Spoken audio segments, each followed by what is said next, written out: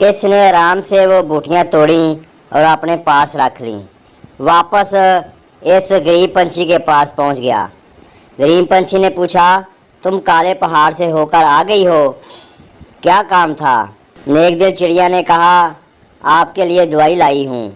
کیسی دعا؟ یہ ہے۔ نیک دل چڑیا نے وہ بوٹیاں نکالیں۔ مگر نیک دل چڑیا، تمہیں یہ دوائیاں کہاں سے معلوم ہوئیں اور اس سے مجھے کیا فائدہ ہوگا؟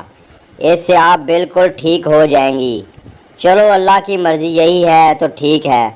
نیک دل چڑیا نے بڑی محنت سے وہ بوٹیاں پیسیں اور پیسنے کے بعد اس غریب پنچھی کو کھلائیں۔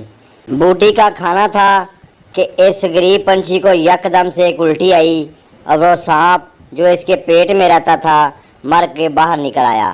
اس بوٹی نے اس سانپ کو ایک لمحے کے لیے اندر سے مار دیا تھا۔ گویا سانپ جو باتیں کر رہے تھے ان میں سے ایک کی بات تو بالکل سچ ثابت ہوئی۔ وہ غریب پنچھی سانپ کو دیکھ کر حیران رہ گئی اور اس نے کہا، یہ کیا ہوا؟ نیک دل چڑیا نے کہا، بس یہ ہی آپ کی بیماری کی وجہ تھی اور حقیقت یہی ہے۔ وہ غریب پنچھی آن کی آن میں تندرست ہو گیا تھا اور حیران تھا اور نیک دل چڑیا کا شکر گزار بھی۔ نیک دل چڑیا نے کہا، اب ذرا میرے ساتھ آئیں اور اس درخت کو کاٹیں۔ کیوں؟ اس کے نیچے ایک خزانہ پوشیدہ ہے۔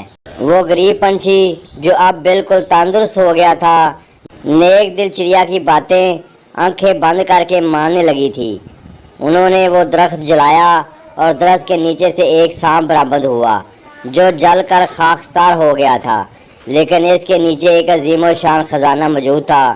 یہ تو بڑی خوشی کی بات ہے دونوں کے لیے۔ اس غریب پنچھی نے نیک دل چڑیا سے کہا، تم نے تو ہماری زندگی ہی بدل ڈالی۔ یہ دیکھو، یہ میری بیوی ہے اور یہ میری بیٹی ہے۔ ہم غربت کے مارے ہوئے تھے، نہ جانے ہمارا کیا حال ہوتا۔ اب یہ خزانہ لے کر ہم یہاں رہ کر کیا کریں گے؟ ٹھیک ہے، میں بھی یہی چاہتی ہوں کہ آپ ہمارے ساتھ چلیں۔ تھوڑی دیر کے بعد وہ تیار ہو کر چل پڑے۔ اب وہ بہت امیر پنچھی تھے۔ انہوں نے نیک دل چڑیا کے گاؤں پہنچ کر گاؤں والوں کو دعوت دی۔ اس دعوت میں نیک دل چڑیا کی ستیلی ماں اور بھائی بھی شامل تھے۔ نیک دل چڑیا جو ان کے پاس سے غائب ہو گئی تھی بڑے شاندار لباس میں تیار ہو کر آ گئی۔ نیک دل چڑیا کو دیکھ کر اور پہچان لیا۔ نیک دل چڑیا کو وہ بھلا کیسے بلا سکتے تھے؟ اس کی ماں نے کہا۔